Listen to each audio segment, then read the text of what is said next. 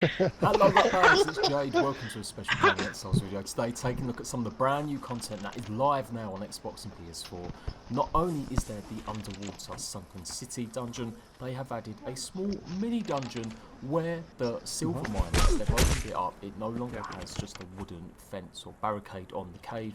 The cave is open and you can go inside and fight a shed load of scorpions and also get a really cool sword. I'm going to be taking you through it. Me and my patrons went and took an adventure yesterday. It was loads of fun. We are pretty OP here. There's a lot of us as well. If you're doing this on your own, you're definitely going to need a hell of a lot of, I would say, fire arrows, just something really powerful, something from distance as well. If you're doing it on your own, you really definitely are going to need lots of healing. Here's the location of it here, if you just don't know. Sort of between Rhino and Jawbreak or Jawbone, just in that space there. And this is the entrance. So let's crack on and let me take you through everything you need to know about the silver mine. It does get pretty dark in here, so make sure you have got lots of torches and definitely, like I said, make sure you've got lots of healing. You can't place any sort of traps down, so you're going to have to use explosive orbs or explosive arrows. Otherwise, in the first early parts, you're going to be coming up against a lot of scorpions. They're fairly easy to contain or to take care of. It's only the large, big boss ones. There's a legendary scorpion and then there is a boss scorpion in here as well. Expect the large scorpions to have something around 500 to 600 HP, so significant amount that you're going to need to take care of them. And also when you get across, you'll find lots of small ones. There is a shed ton of silverstone in here, obviously. There was some ironstone in here as well during the test life phase, but it looks like they've removed a lot of that and they've just replaced it with silverstone. There's also a lot of coal, so lots of good resources to come down here. There are going to be some crystal nodes later on, but you can't actually get any crystal from them. They're just there to light the way. Lots of these things are just a bit decorative. There's nothing actually to be gained from really going off and exploring around here. There are some notes to give you a little bit of a story about the miners and maybe what they was up to, but that's it really. There's no other feats other until you get to the very end of the dungeon. Once you've picked up this note already, you can go forth to the big main chamber, and this is where you're going to find the large boss very soon. Again, there's nothing really here. There's just a small little note. There's no chest that I found anyway, just lots of resources. So you can come in here, get the silverstone, and get out fairly rapidly, really easily. You can jump in these minecarts for fun, but again, there's nothing really in them or anything to do. Generally, the silverstone is all on the sides against the cliff sides here. You can see I'm gathering loads up there. So make sure you get all of that. That's really what you want to be coming in here for, and to unlock the new swords. There is a bit of an issue with arrows being fired. You can't cheese this chamber, or it's going to be a little bit harder than you think. There are certain spots where you might be able to fire arrows down, but the game actually has an invisible wall, which is really disappointing. I really think that's pretty crap game design, where you have to resort to just an invisible wall just to stop players from cheesing. There must be better ways to do it or design the dungeon better, but that's basically what happens in a second. We're going to be coming to this big main chamber.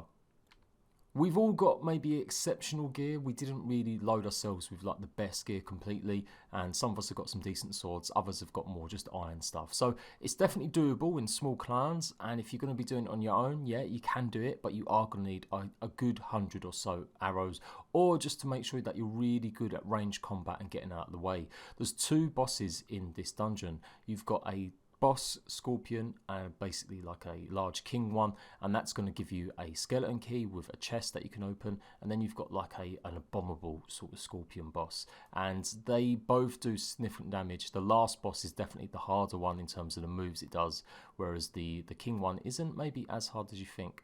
But yeah, here we are. We'll try and take out just the small ones. As I said, it gets really dark in here. You can't really see very well at all, so make sure you've got them torches, some way to light it up, and the crystals and distance do give that little bit of light. We're using some healing arrows as well just to replenish ourselves a bit more, and here is the second book that you can read. Basically just give you a tiny little bit more lore. In this second big area, this is where you find a lot of the coal, so make sure you get that as well next to that note, just in the sides on the left hand side. And then you're going to be heading over to the crystals. That's where you're going to find the entrance to the next part.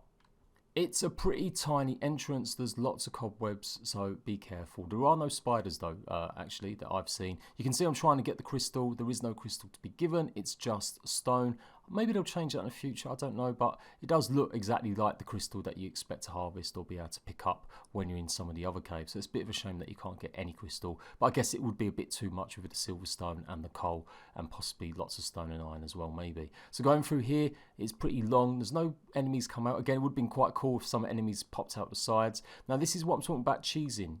I would have maybe just fired arrows off the edge here against the Scorpion King, but you can't do it. There's an invisible wall. It won't let you fire arrows down. It literally gets stuck in the wall, so you can't go cheese it. There is a certain spot sort of here, just about here. You'll have to test it out, but that's the only spot you can actually fire the arrows from.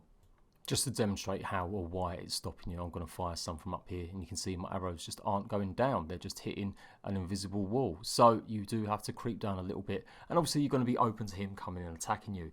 There are some little minions in here as well, so you might need to take them out. Overall, there's at least 7 to 8 big medium scorpions, and then you've got the king one, and then you've got the abomination one. So yeah, with lots of players, it shouldn't be too much of a problem. They're not that bad. Obviously, make sure maybe you've got some set potions. I can't remember if they do give you poison. I didn't get poisoned, but they do hella make you bleed. Without hitting anybody else, mostly.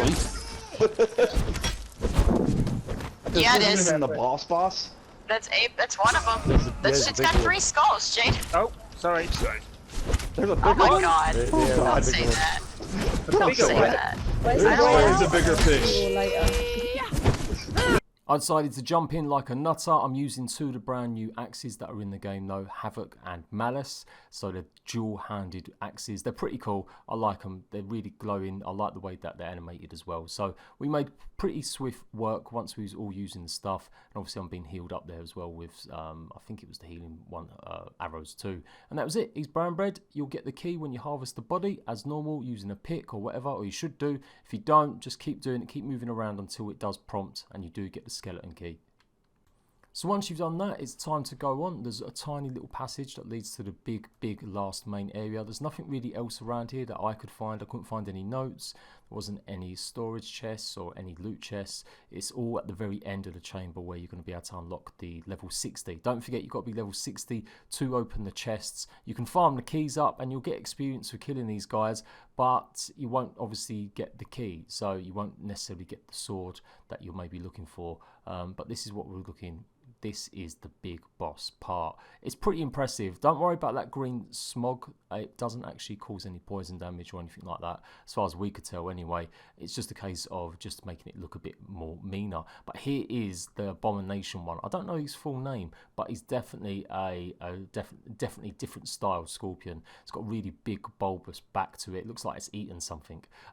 He was substantially quite hard. He's got 3 different attacks. He's got a very much taking forward attacks or lunge attack. Then he's got his tail attack, which will obviously come over and try and sting you. And then he's got a whip attack where he'll spin around in a whip and literally take you out. That's the one you've got to avoid. As you saw there, that nearly took me out in just one tiny hit.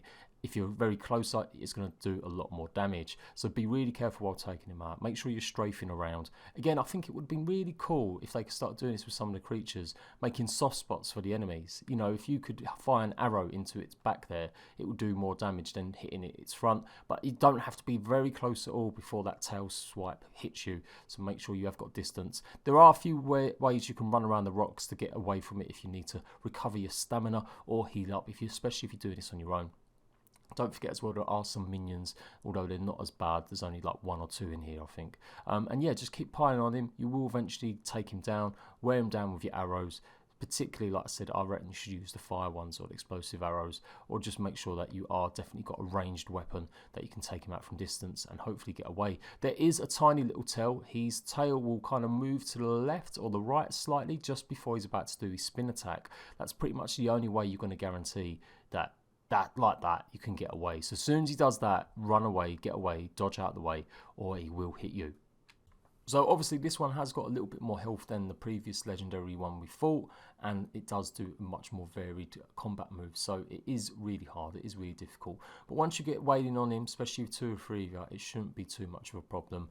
The front ones, you can see the front attacks do a fair amount of damage, but not as much. It's that tail one that seems to do the most, as far as I could tell anyway. And we're nearly there, we've got him, and he's dead. That is it. Now, there was nothing in him. That was just someone that had thrown a throwing axe at him, I do believe.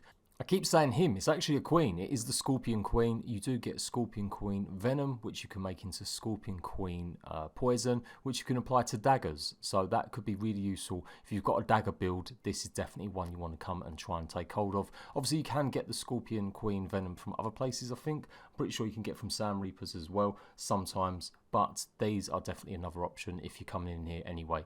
So once the queen is dead, you can go over to the box that's just by the stairwells here. Make sure you pick up the sword. It is, of course, the watchblade. Health damage of 61, it's got a arm penetration of 13, and it does do cripple, and obviously it's got a pretty bog standard stamina sort of bar, just like lots of the other swords of its type. And then there's one tablet across the way from the left that's going to teach you the Scorpion Queen venom, so that you can actually make the potions for your daggers. So you kind of need both of them if you want to do that. So definitely for dagger builds, come down here and take these guys out. Give more to your armory. And that is it. You go out the exit, the door behind. I was just testing, make sure this wasn't going to give off any poisons or anything like that. It doesn't do anything to you as far as I could tell. And that is the end of the dungeon. You escape through the green door there and you'll be back where you started at the dungeon entrance pretty much. That is the Queen dungeon, or the Silver Mine done, or the Jawbone done, whatever one you want to call it. Big shout out to all my patrons that help a lot with my channel, supporting me.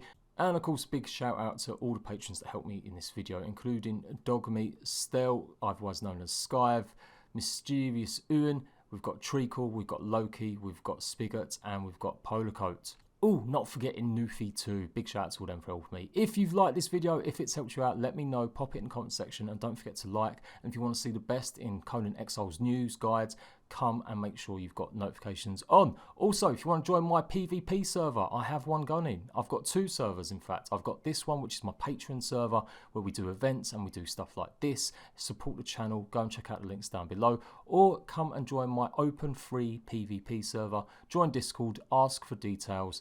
You'll basically get a role that you can see the password and stuff. Just be patient. Until next time, rat bags, laters.